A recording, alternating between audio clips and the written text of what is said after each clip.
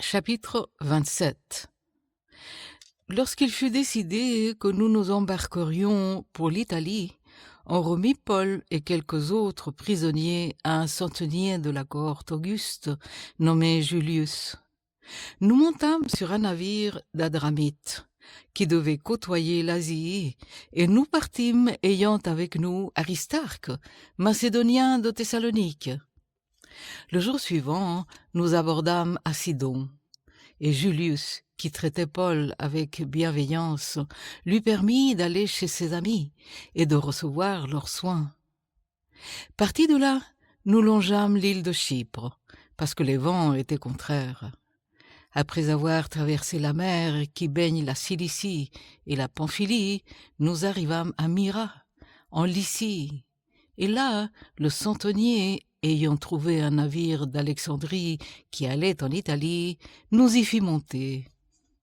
Pendant plusieurs jours, nous naviguâmes lentement, et ce ne fut pas sans difficulté que nous atteignîmes la hauteur de Cnide, où le vent ne nous permit pas d'aborder.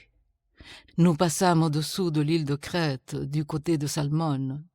Nous la côtoyâmes avec peine et nous arrivâmes à un lieu nommé Beauport, près duquel était la ville de Lazée. Un temps assez long s'était écoulé et la navigation devenait dangereuse, car l'époque même du jeûne était déjà passée. C'est pourquoi Paul avertit les autres en disant « Ô homme, je vois que la navigation ne se fera pas sans péril et sans beaucoup de dommages, non seulement pour la cargaison et pour le navire, mais encore pour nos personnes. » Le centenier écouta le pilote et le patron du navire, plutôt que les paroles de Paul. Et comme le port n'était pas bon pour hiverner, la plupart furent d'avis de le quitter pour tâcher d'atteindre Phénix, port de Crète qui regarde le sud-ouest et le nord-ouest afin d'y passer l'hiver. Un léger vent du sud vint à souffler, et se croyant maîtres de leur dessein, ils levèrent l'ancre et côtoyèrent de près l'île de Crète. Mais bientôt un vent impétueux, qu'on appelle Eurachylon, se déchaîna sur l'île. Le navire fut entraîné sans pouvoir lutter contre le vent, et nous nous laissâmes aller à la dérive. Nous passâmes au-dessous d'une petite île nommée Clauda, et nous eûmes de la peine à nous rendre maîtres de la chaloupe. Après l'avoir hissée, on se servit des moyens de secours pour ceindre le navire, et dans la crainte de tomber sur la Syrte, on abaissa les voiles. C'est ainsi qu'on se laissa emporter par le vent.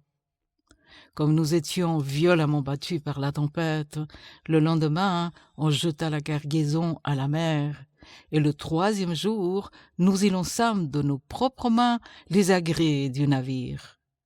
Le soleil et les étoiles ne parurent pas pendant plusieurs jours, et la tempête était si forte que nous perdîmes enfin toute espérance de nous sauver. On n'avait pas mangé depuis longtemps. Alors Paul, se tenant au milieu d'eux, leur dit « Ô homme, il fallait m'écouter et ne pas partir de Crète, afin d'éviter ce péril et ce dommage. Maintenant, je vous exhorte à prendre courage, car aucun de vous ne périra, et il n'y aura de perte que celle du navire. Un ange du Dieu à qui j'appartiens et que je sers m'est apparu cette nuit et m'a dit « Paul, ne crains point, il faut que tu comparaisses devant César. Et voici, Dieu t'a donné tous ceux qui naviguent avec toi.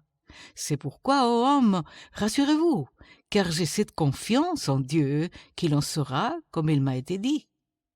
Mais nous devons échouer sur une île. » La 14e nuit, tandis que nous étions ballottés sur l'Adriatique, les matelots, vers le milieu de la nuit, soupçonnèrent qu'on approchait de quelque terre. Ayant jeté la sonde, ils trouvèrent 20 brasses. Un peu plus loin, ils la jetèrent de nouveau et trouvèrent 15 brasses. Dans la crainte de heurter contre des récifs, ils jetèrent 4 ancres de la poupe et attendirent le jour avec impatience. Mais comme les matelots cherchaient à s'échapper du navire et mettaient la chaloupe à la mer sous prétexte de jeter les ancres de la proue, Paul dit aux centeniers et aux soldats: « Si ces hommes ne restent pas dans le navire, vous ne pouvez être sauvés. » Alors les soldats coupèrent les cordages de la chaloupe et la laissèrent tomber. Avant que le jour paraisse, Paul exhorta tout le monde à prendre de la nourriture, disant: « C'est aujourd'hui le 14e jour que vous êtes dans la tente et que vous persistez à vous abstenir de manger. Je vous invite donc à prendre de la nourriture, car cela est nécessaire pour votre salut, et aucun de vos cheveux ne se perdra. » Ayant ainsi parlé, il prit du pain, et après avoir rendu grâce à Dieu devant tous, il le rompit et se mit à manger. Et tous, reprenant courage, mangèrent aussi. Nous étions dans le navire 276 personnes en tout. Quand ils eurent mangé suffisamment, ils allégèrent le navire en jetant le blé à la mer. Lorsque le jour fut venu, ils ne reconnurent point la terre. Mais ayant aperçu un golfe avec une plage, ils résolurent d'y pousser le navire s'ils le pouvaient. Ils délièrent les ancres pour les laisser aller dans la mer, et ils relâchèrent en même temps les attaches des gouvernails. Puis ils mirent au vent la voile d'Artémon et se dirigèrent vers le rivage. Mais ils rencontrèrent une langue de terre où ils firent échouer le navire, et la proue, s'étant engagée, resta immobile, tandis que la poupe se brisait par la violence des vagues. Les soldats furent d'avis de tuer les prisonniers, de peur que quelqu'un d'eux ne s'échappe à la nage. Mais le centenier, qui voulait sauver Paul, les empêcha d'exécuter ce dessein. Il ordonna à ceux qui savaient nager de se jeter les premiers dans l'eau pour gagner la terre, et aux autres de se mettre sur des planches ou sur des débris du navire.